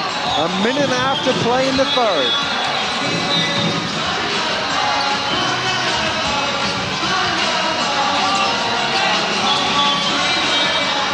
Scantlebury. Shot clock into single figures. McKinney coming round the screen, couldn't get the 3, but got it to Johnson. Stumbled, yes! Oh my, we've seen some spectacular plays tonight. You know, and that's another one. You know why that shot went in? I have to tell you why that shot went in. All the Sheffield Sharks fans will know Will Johnson is famous for coming out before the game and sitting on the bench with a towel over his head. He's so used to being in the dark, sometimes he can make shots with his eyes closed. You see, he doesn't really need to see the basket to score. He's quite used to being in the dark. He'll go to the line for the 3-point play. And this could be an adventure here. Let's see what Will does at the free throw line. Not much better free throw shooter than McKeever Barrett. He makes it though, and he'll get himself a break. Richard Windle checks back in. It's a 4-point lead for the Sharks. Big basket there. Huge play. He's got 7 in the game. 3 of them came on that play to open it back up to a 4-point Sharks lead. Dorsey double teamed in the post. Is fouled. Replies with a 3-point play of his own. I said Tony Dorsey is really stepping up, and right now I believe that's 22 points for Tony Dorsey. And of all the guys, Kevin Cahill and I said at halftime, this has been a very poor shooting game. Dorsey is 10 for 16, 62% on the floor, mostly because he's taking the shots he knows he can make, making great decisions with the basketball, and here he's going to get a chance for another and one. The one place he's struggled shooting tonight is from the free throw line, though. He's made only 1 in 4 trips. No mistake on that one, and again, we're down to 1 with a minute to go. Penetrating to McKinney for 3, yes! Oh. A 3 in the corner, and we're back out to 4. Mike Defoe tried to get out there. You'll see Mike Defoe run, but again, Terrell Myers drew all the Manchester defense, giving Ian McKinney the open look. Perry strong off the glass for 2. That's the same place Sharks before. Gets the ball down on the block, turn around, banks it off the glass. Too close for Mac to miss. Really, we've got a quarter and some change left. It's a 2-point game. Who's going to win? Hey, I've gone with the home side all night. I'm going to stay with the home side. They've got 2 former players of the year. They've been booked as favorites all season long. I'm going to stick with the Giants. Cawthorn for 3. Yes! Todd Cawthorn with a 3. Stolen away, but he ran out of court, Terrell Myers. And there's 5 seconds left. Here's another look at that 3 from Todd Cawthorn. Big shot. Cawthorn hits a big 3 here, gives them a 5-point lead. But remember, this game is going to go down to the wire, and they had a 7-point lead in the 3rd quarter that it took the Giants 2 minutes to erase. They've got 10 more minutes to do something about this 5-point advantage. The Budweiser League title is on the line. It's winner takes all. The Giants looking for a final score here. Baker going all the way. Can't get it to go. And it's the end of the 3rd quarter here. It's been another good quarter thanks to a big 3 at the end there from Todd Cawthorn. The Sharks fans are happy. In the title decider, it's the Giants 61, the Sharks 66. We'll be right back. Well, that's a good point, Kevin. And I'm going to ask you, Billy, will Sheffield take their 2nd title in 5 years? That's what we're here for. And if we look at the match facts, Sheffield are just edging it in the 3-point shooting. and that has been a key factor here in the third quarter. Well, I think Manchester's inability at the free throw line so far in this game, 58%, has put a severe dent into their title hopes. Also, as we get ready to jump it up here, we see Tony Holly, center court, only on 3 points through 3 quarters. If the big Tony Holly steps up in the fourth, the Giants can make up this deficit. He has got 9 points, though. He hasn't quite got the points and leads all rebounders. White had it knocked loose. McKinney chasing after it, and he's come back to Terrell Myers. Remember, this is for the title. It's not just a league game. Whoever wins, wins the title. Myers for 3, and the Sharks lead by 8. The Sharks are up 8, and they are confident right now. Their fans are behind them. Myers, look how deep. That was an NBA three-point shot by Myers. Dorsey to reply, no. There's a rebound for Tony Holly. Holly trying to get some points on the board, goes at it twice, and gets fouled.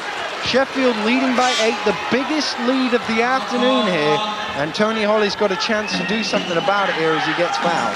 Now you better be leading the Giants by 20 with about 2 to go before you count them out. They have too much offensive firepower, too much heart, too much experience. This thing is going to go to the wire one way or the other.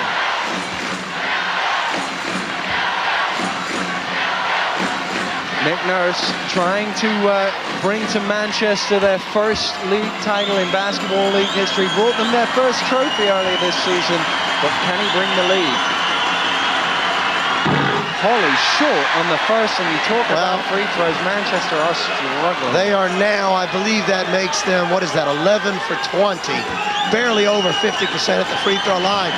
And if you don't make free throws, you don't deserve to win championships.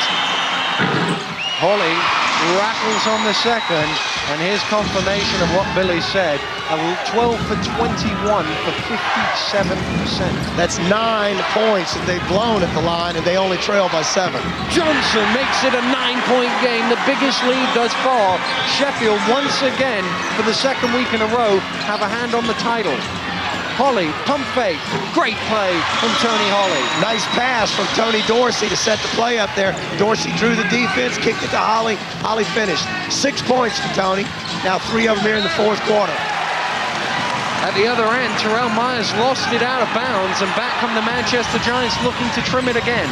Dorsey out to White. White for 3 under pressure. Doesn't get the roll. Cawthorn fighting hard for it. One thing the Giants can't afford to do, the Sharks are in foul trouble. The Giants got to keep going to the basket, keep getting fouls, do a workman's game. If they start taking too many threes too quickly and rushing those threes, they're in trouble. Myers going to the hole. Ooh, it didn't quite go. We've had so many of them go. You expected that one to do.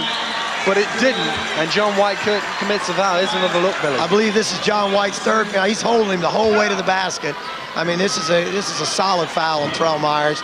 But at this point, you see, Terrell Myers, if he's going to be a true Player of the Year candidate, he's got to step up and show the entire country, one-on-one against John White, a former Player of the Year, on center stage today for the league championship in the fourth quarter. Terrell Myers can make it happen. After he ties his shoelaces up, of course. Now he goes to the line. No, misses the first free throw. Well, now, I think some of the Sky Sports crew were at Chester the other night when the Sharks set up this title game today. In the fourth quarter, I'm told, in the last couple of minutes, I'm told the Sharks went 1 for 7 at the free throw line. And if they'd have made free throws against Chester, this game would not be a championship decider today.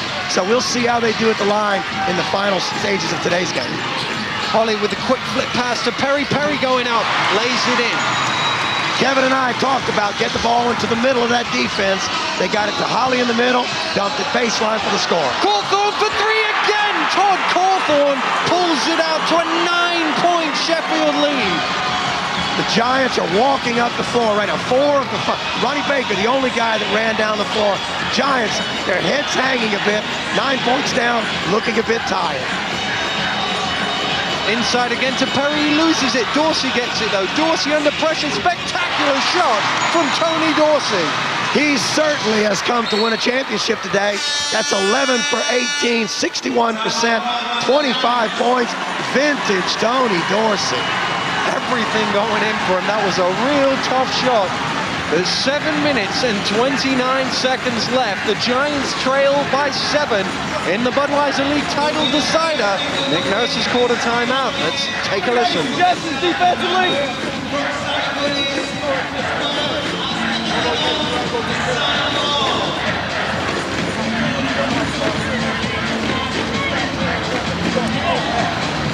Good heads up.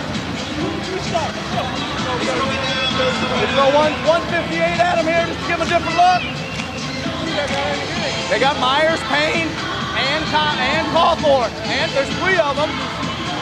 And McKinney as well. Hey! Okay, pick him up. Hey! You guys got bent down. Man, we can't go out these fucking men. We got to be on the service. Plenty of chat there from Tony Holley. He's an inspirational leader for the Manchester Giants, and he's just trying to spark some life into his team, because right here, they're struggling, aren't they? Well, I mean, he's struggled a bit today, too. He's trying to spark some life into his team. But Tony is 2 for 9 shooting the basketball today. He's got 11 rebounds, but those rebounds haven't resulted in points for the Giants, and it's his offensive firepower that's lacked today, which has put a lot of pressure on Dorsey and White and the other Giants to step up, and they just haven't scored enough points to this point in the game. Holley looking for his 2nd league title. He won one with Peter Scantlebury of the Sharks when they were both at Thames Valley. Cawthorn going hard to the hole, had it knocked away, and we wondered how long it would be, and now is the moment where Travis Conlon re-enters the game.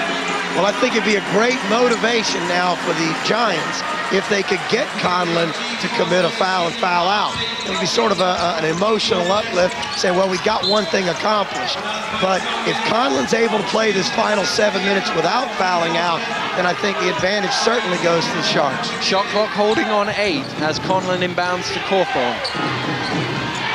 Cawthorn under great pressure for 3. It almost went, and Baker got the rebound. Baker off and running. Baker all the way penetrating. Perry too strong with the tip. And Sheffield get the rebound through Ian McKinney and are in no hurry here. They're 6 minutes and 45 seconds from the title. Not like Ronnie Baker to miss that. Great speed, full court. Went to the basket hard, just couldn't come away with the layup. Payne for 3. Michael Payne hits a 3. And I got a 10-point lead for the Sheffield Sharks. I got to give Tony Dorsey an assist on this one, because he got a piece of something. Whether he got Payne, whether he got the ball, Tony got something, but Payne still knocked it down. Holley round to Baker. Baker, Johnson knocked it away. You have to say this, we talked a lot about Travis Conlon being in foul trouble going to the bench, but 9 of this 10-point lead was built while Conlon was on the bench. So the Sharks have shown their depth today, shown their chemistry, and show how well they play together as a unit. Dorsey double team, finds Baker. White. White steps around Conlon, tough shot. John White replies with a 3. Well, it wasn't too long ago that the Leopards were playing the Giants here, and we led for 3 quarters, but in the 4th quarter, John White hit 3 consecutive threes to set up Tony Holley's game winner. Johnson, nothing but twine, and Holley was slow to his feet. 5:47 left to play. I wouldn't be surprised to watch John White try and take over. Here he comes around the screen. Will they look for him? They get it to him. White for 3 again. No, it doesn't go, but Holley's there to pick up the pieces and put it back. Big offensive rebound. We talked about he's only 3 for 10 shooting, 30% from the field, but he is one of the best rebounders in the game. This time, the rebound equals points.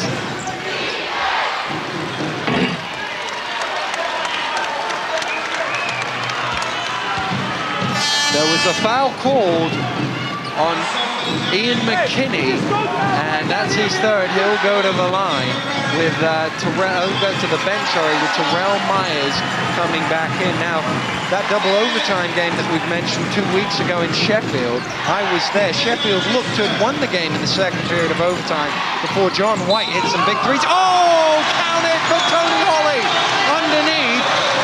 And the Giants are coming back again. Well, we said that of the big three, for the first 3 quarters, the quiet one was Tony Holly. In this 4th quarter, he's shown some leadership on the bench. Now he's rebounding, he's scoring. Now all 3 of the big 3 for the Giants are in double figures. Tony has a chance to go to 11 with this free throw. The Giants fans in the house quietening down now as Tony Holly goes to the foul line, praying that he makes it. 5 minutes and 12 seconds left. It's a 5-point game in the title decider. Oh, it spins out. And there's a big ooh around the MBN Arena. 12 for 22, 55% at the free throw line today. Nick Nurse is not going to like those numbers. Wendell to Payne. And there's a foul call. Ronnie Baker, was it? Kevin St. Kitts, I believe, off the ball. Can't see it on this replay. It was on the other side of the floor, I think. Makiba Perry comes back for the Giants. Ronnie Baker's going to go out and get a little blow here, but believe me, as tough as Ronnie is, and with the championship spirit he has, this will probably be his last breather, and I think he'll be right back in the game. Here's the foul trouble. Johnson Conlon on 4, and a whole host of players on 3 fouls as we tick down the final 5 minutes here. Cawthorn did well to hang on to it. Wendell thought about the 3, now drives. Cawthorn in the corner, in and out. John White rises highest, but Myers picked his pocket, only could knock it out of bounds. And as I said, horn sounds, Makiba Perry goes off the court, Ronnie Baker's back. What Nick Nurse is doing now, playing a little offensive-defensive substitution. When he had a chance to get Mack out on defense, he put Makiba on D. He's brought Baker back out for the offense. Chris Finch tried to reply, but just couldn't get Scantlebury there in time. St. Kitts for 3 is long. Rebound once again from Tony Holly. Holly had it knocked away, diving to the floor, saves it to Baker, but Baker runs out of room. I think that's probably a good turnover there for the Giants, because I think the officials might have missed one there. Tony Holly got the rebound, but he did a good job shoving Todd Cawthorn down to get the rebound. Got it back, couldn't handle it, fell down. The Giants lost it out of bounds. Now you see again what we have here. The Giants, this should be a substitution, but I don't think Nick's recognized it here. They're trying to get their best defensive team on the floor and their best offensive. Right now, the Giants have the 5 best offensive players they have on the floor. 11,143 in the house enjoying this Budweiser League title decider right here with 4 minutes to go. It could still go either way, but it's the Sharks who just are edging it at the moment. Myers trying to get it inside with time ticking down on the offense. Who that touch last? St. Kitts. And Sheffield will get it back. Daniel, great testament, this crowd, for British basketball and certainly for the job the Manchester Giants do. And all, you got to credit the thousands of Sheffield Sharks followers that have come in here today as well as we watch the replay go out of bounds here. 3 seconds on the shot clock as it's inbound. It's broken up by John White. So they'll get it from the side. And I believe, correct me if I'm wrong, but the 11,000 plus, the second largest crowd to ever watch a basketball game in the UK. I say that with a bit of confidence because a few years ago we inaugurated this building against the Giants with 12,500.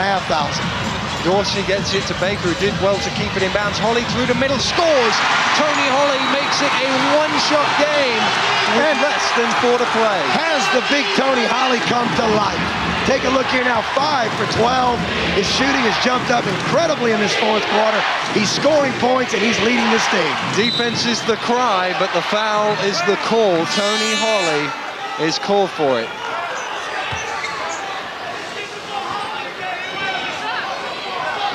It'll be a sideline ball as Mike Payne checks in for Ian McKinney and Makiba Perry for Ronnie Baker. Now here comes the Manchester defensive lineup. Baker will stand there with Coach Nurse and wait for an opportunity. Oh, there's ice on the floor, didn't see it. Something down on the floor got thrown down at the free throw line. Now they've picked it up. Yeah, referee Will Jones has spotted it. Saw it come flying from somewhere in the crowd there. I'm not quite sure what it is. And that's a shame. You really don't want anything. You know, these players are playing at such a high pace. The court is a small place. You just don't want anything ever thrown on the floor in a basketball game. This game is not played on grass. This game is played on hardwood, And believe me, if these players hit something and slip, it hurts. Myers penetrating, Myers all the way, dishes to Johnson. Johnson lost it, got it back. Rebound, Kevinson kicks, and the Giants with a chance to possibly tie. Again, look for John White. Here he comes to the corner. Kevin. St. Kitts feeds to Holly underneath. No. It's a 1-point ball game. I said look for John White. I'm wrong. The fourth quarter belongs to Tony Holly.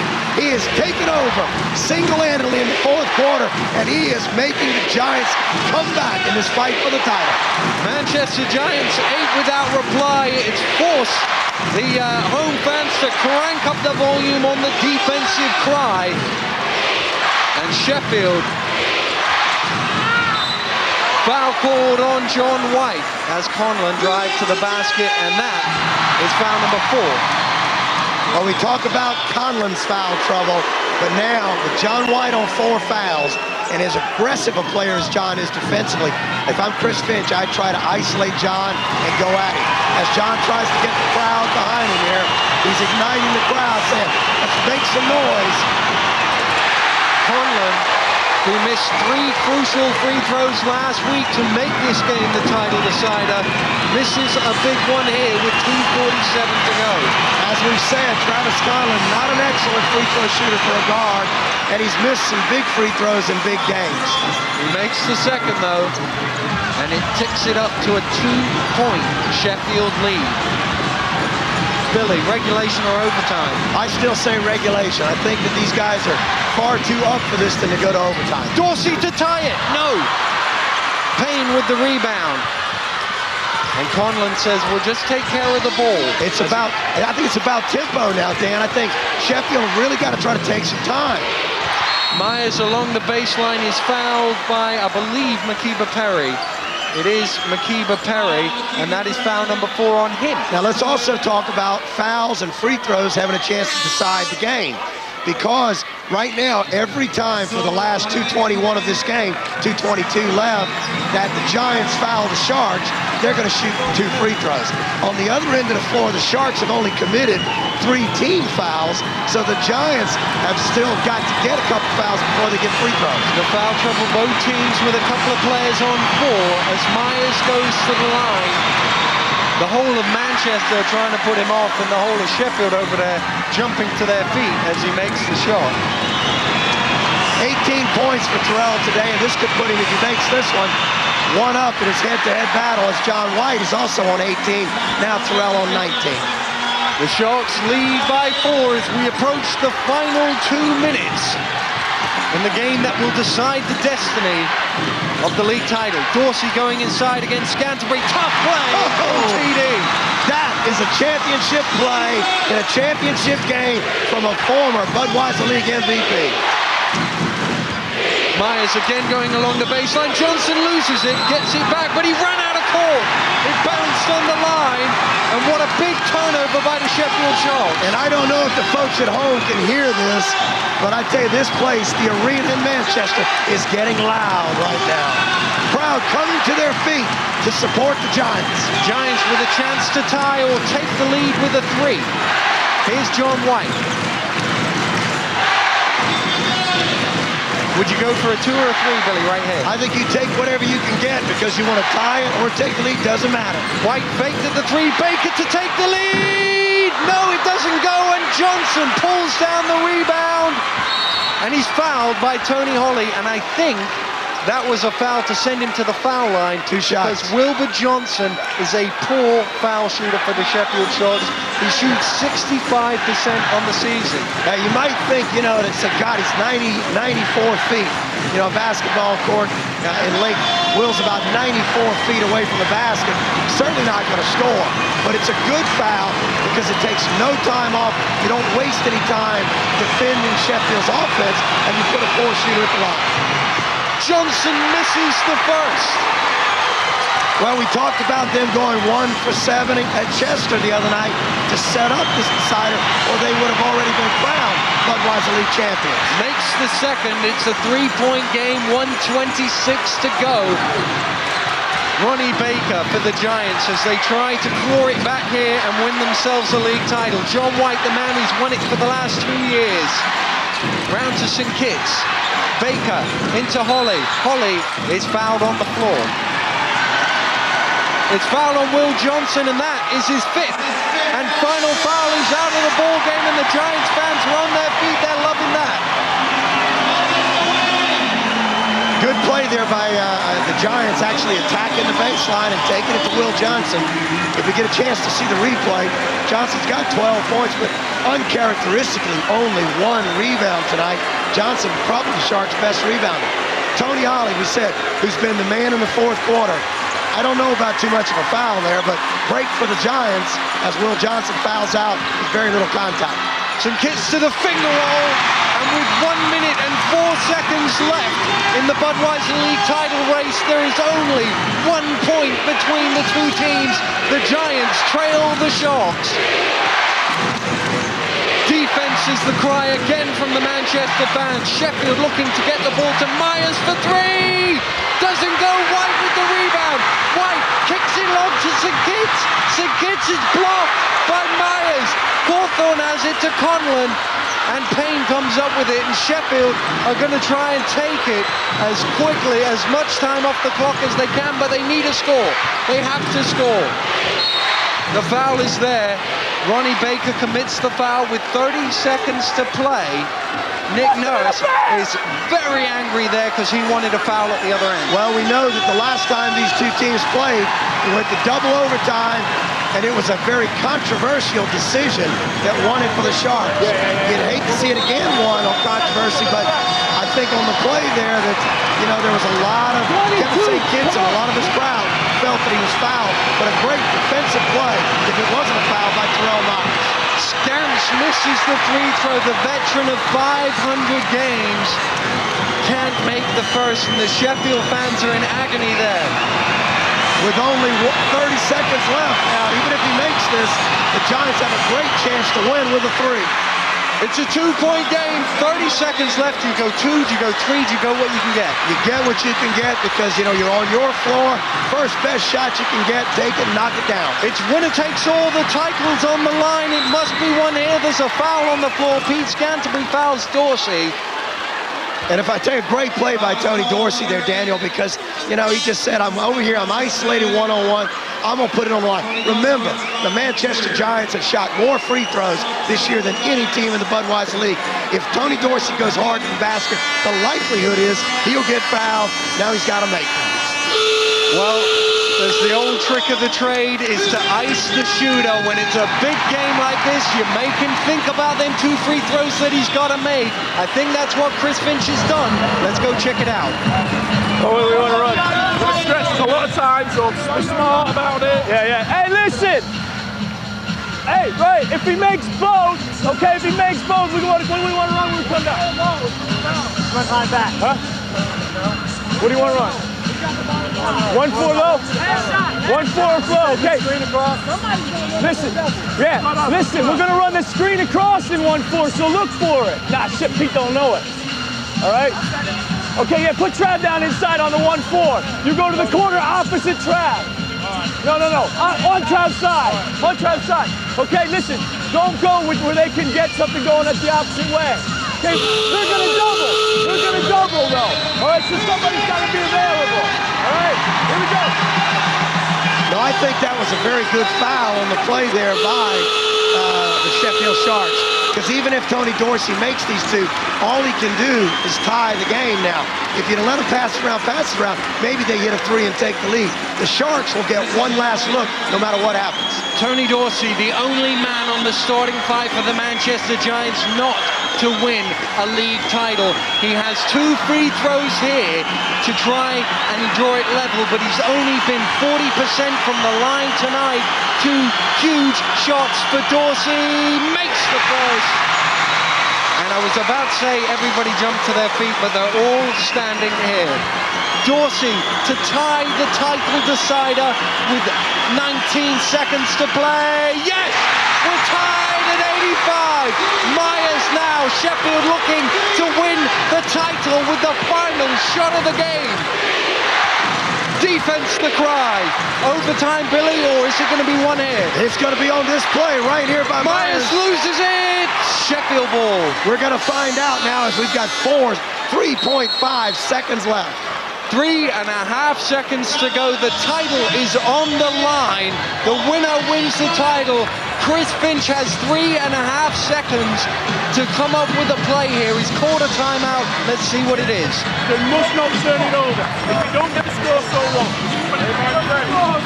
What do you want to run? Triangle, okay, let's go. Triangle. On this side. No. Let's read it. Put Terrell out here, okay? I want this man screening Todd. So who's that? You, Pete? The nerves of the fans is evident there, Billy. They're all standing everywhere here in the MEN Arena. There's some lovely scenes. Look at this lady biting her fingernails there, you know? This guy's rubbing his hands. These guys, I think right now, everybody's got butterflies in their belly. You know, it's a bit of nervous. 3.5 seconds will seem like a lifetime for both of these franchises and their fans. Well, it's the greatest finish to a league season ever. Is it going to finish in 3.5 seconds, Billy, or do we need another 5 minutes? This has been such a great game now. I'm actually hoping we see another 5, but remember the guy named Terrell Myers. He's going to get a shot off here, and he's won the Uniball Trophy a year ago on a last-second shot against the London Towers. And Nick Nurse wasn't completely happy with everything. He's now called a timeout. Nick looked at the Sharks' out-of-bounds play. Nick's done a great job scouting him. They played each other enough times. Now he's going to put their out-of-bounds play on the board and make some switches. Let's take a look. Set up. They got there he was. He was just telling the players, but you see the nerves on the people around here. Now, Terrell Myers, as they came out of that timeout, he looked at somebody here in the front row of the crowd and just tapped, me, I'm going to take this shot. And I think he pointed to his heart there to say, hey, I've got the heart to make it happen. I think Terrell Myers wants the shot.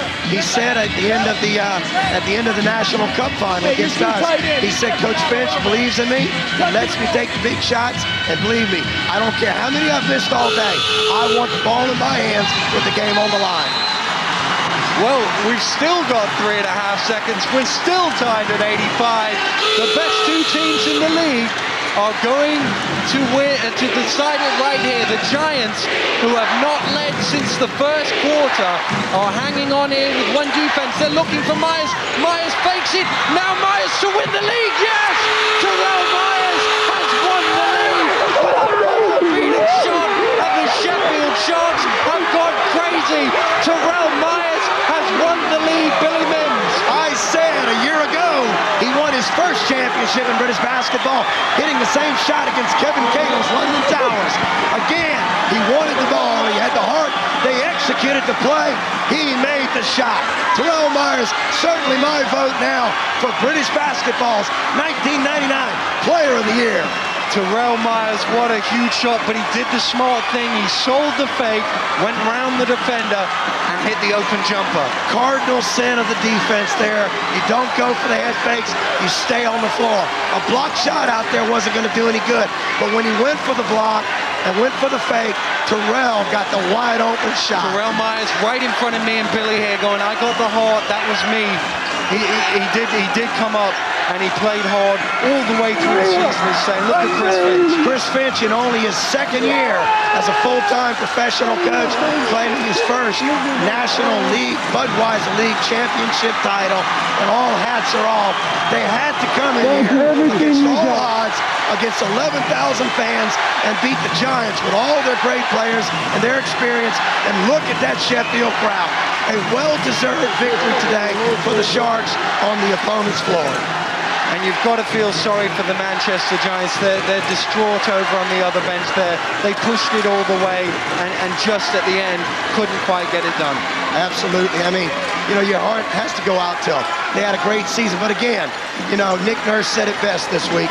They didn't even think this game was going to matter. They didn't think it was going to come down to this.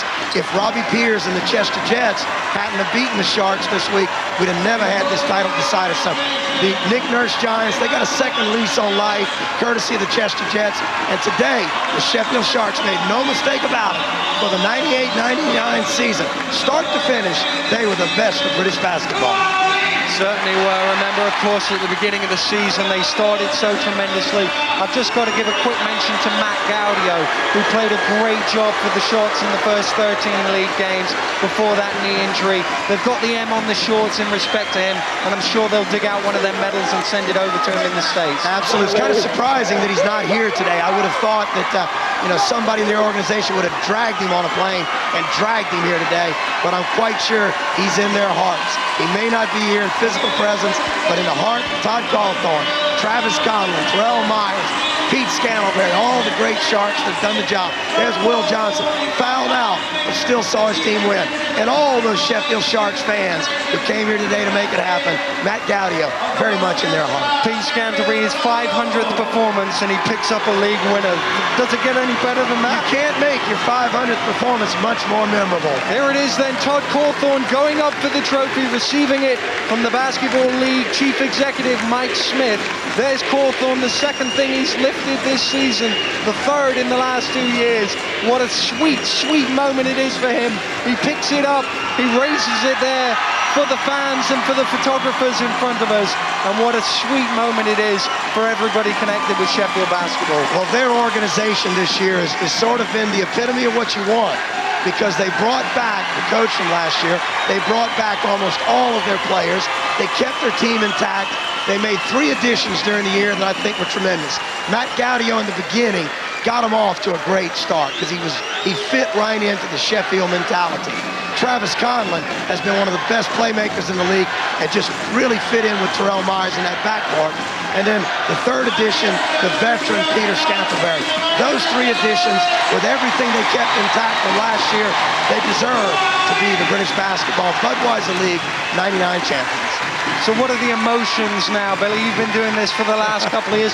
How long is it before it really sinks into you? Well, I can tell you the biggest emotion right now is the tear in my eye and Ed Simon's eyes. We finally see it drifting away here. But I tell you what, tonight will be a party in Sheffield. They'll party here in Manchester. They'll stay on court and savor it as long as they can. I tell them they need to get up there and cut those nets down. We forgot to do that last year, so the Sharks still have a couple nets in Sheffield that I wish I had. But they should get up there, they should cut those nets down, everybody take a piece of it, give it to some of the special fans, enjoy the atmosphere, and just soak up this feeling in 9X Arena today. It's the most dramatic finish in the history of basketball. The Sharks have won the league with the final shot of the season. It's the second title in 5 years for the Sheffield Sharks. They go away at 2-point winners, 87-85 over Manchester at courtside. 21 points, 5 assists, plus the big shot of the season. Terrell Myers is with Suzanne. He certainly is, and amongst all his fans who are going absolutely wild. Terrell Myers, you knew what gameplay you had at the end there. You knew that was going to go in. I told Travis in the huddle, I was like, get me the ball. I was like, if you get me the ball, I win the game. And he said he wasn't going to look for anybody else but me. He gave me the ball, and I made good on my words. Now, was there a little bit of nerves there? I mean... Yeah, baby! Just joined by a few of his pals, of course. Was there a little bit of nervousness there, Terrell? Because it was such an important point in this game. The last shot. Oh, yeah.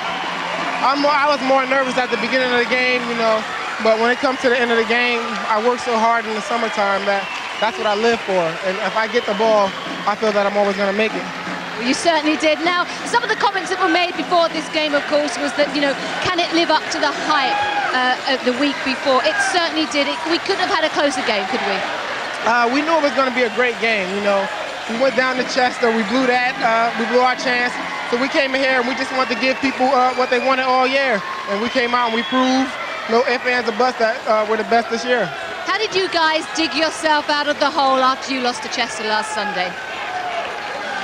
I don't know. I mean, to tell you the truth, up until yesterday, I was still thinking about it. It hurt me up until yesterday, but today cures all of that. Terrell Myers, you saved the day. Congratulations. Well done. Back to you, Kev. Okay, all right. That was a great game by Terrell Myers and a great shot. One of those things that you kind of dream about as a kid. Absolutely. I'm sure all the times he was playing back in New Haven, Connecticut, on the dirt courts, on the asphalt courts, this is the day he was playing for. We talked about one of the things that we initially talked about in this game coming in was you had the heavyweight title, you had the Super Bowl. Was this going to live up to the hype? Like those things, it didn't. This game did. Absolutely. I mean, I think British basketball was at center stage today. You can't get a better crowd, better atmosphere. Look at this. This is the game-winning shot. Third game winner this guy's made. If you want to win games, you better hire this guy. He beat you in the Uniball Trophy last year. He beat me in the Cup final on last-second shot, and he's won the league championship today on a last-second thriller against the Giants. Myers wins games. Okay, let's go back down to Suzanne. She's with a load of people. Thanks very much, Kev. We are with a load of people, a load of players, and a very well-deserved trophy. Hey, you've been there once before, you did it again. This is unreal. It's unbelievable. I can't even believe it. It's crazy. I can't believe it. This is just a dream come true for us from day one. Nobody gave us a shot. This is incredible. Talk to somebody else now. I can't. This has got to be the first time we've had Todd speeches. Travis, come in here because last Sunday, last Sunday you were put on the free throw line. It didn't come together then. You missed one at the end there. You got the last one. You must have been feeling nervous. Yeah, it was a lot of pressure, but I'm just glad we won today. You know, everybody put in a great effort. And, you know, I'd miss those free throws again on Sunday if I knew this was going to be outcome on Friday. So I'm just happy we won. We're going to celebrate tonight English style. This team is all about heart. It's not over. All about heart. It certainly is. We've got to say to Scants here, 500th league game, Scants. You didn't know, I said to you last week, didn't I? You weren't sure where you were going to go when you left Newcastle. This has got to be a dream come true. It definitely is. You know, like you say, it's a 500. What a way to get it. You know, a way to remember it. The league title was more important. We've got that, so the 500 was just icing on the cake. Now, Will, you disappeared out the game, of course, didn't you? But, you know, you did your stuff when you were on there. Yeah, I tried to. I mean, it was all about heart and guts. It's been a roller coaster ride all season. I mean, what a way to end it with his last second shot was by Terrell Myers. I think that's his third time. Third time he won a championship on the last second shot. I mean, I love the guy. We've been playing together for 6 years. We're winning the championship. Great season. Not over yet. We're going for Wembley. Wembley's next. Okay, yeah, Wembley's on the... Now, guys, you know, they say free throws win ball games, also three-pointers win ball games. You were sinking the three-pointers, guys, weren't you, later on in this game? Yeah, I think they came a bit short on quite a few of their threes, and we were hitting ours. Mike, Ian, Terrell, myself, all burying them, and that was the biggest difference in the game. They were coming down getting two, and we'd come right back and get three again. And you know, this is a classic game. Two great teams, all the credit to Manchester. They played awesome. They've been great all year. You know, we showed them the championship by losing last weekend, and we took it right back again, took it home. You did, you take it to Sheffield. You're pretty handy with the three-pointers, of course. You've been here as well before. Yes, there's a few more people here than were in Doncaster 5 years ago, I think, but that's just a measure of the way the sport's grown. The number of people we got supporting us here tonight, you know, the Manchester crowd were fantastic to them, so, you know, I think that's the loudest I've ever heard any basketball arena ever. I think Scants could probably vouch for that. Yeah, a quick word for your fans here, guys. Marvellous, they're great. The Sheffield fans, the greatest on earth. Awesome. Greatest fans right there, Sheffield Sharks. Yeah. Back to you, Kev.